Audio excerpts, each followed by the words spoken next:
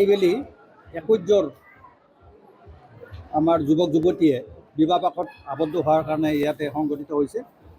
আৰু আমাৰ আজি আনুষ্ঠানিকভাৱে এতিয়া আমাৰ যি গণবিবাহ এইটো আৰম্ভ কৰিছোঁ আমি।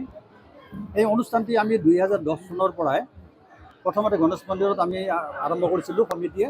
তাৰ পৰৱৰ্তী বছৰৰ পৰাই ভাৰত বিকাশ পৰিষদে আমাৰ লগত সহযোগ কৰিলে আৰু তেতিয়াৰ পৰা নিৰন্তৰভাৱে প্ৰতি বছৰে আমি এনেকৈ ইয়াতে ভাৰত বিকাশ পৰিষদৰ যোগেদি আৰু গণেশ মন্দিৰ পৰিচালনা সমিতিৰ সহযোগত আমাৰ গণবিবাহ ইয়াতে অনুষ্ঠিত কৰি আহিছোঁ।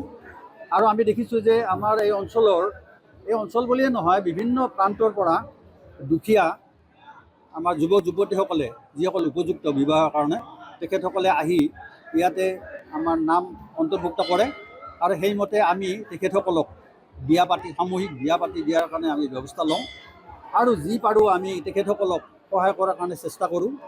আমাৰ বিশিষ্ট ব্যক্তি আৰু তথা আমাৰ বিভিন্ন অঞ্চলৰ ৰাইজে আমাক আৰ্থিকভাৱে সহায় সহযোগ কৰে।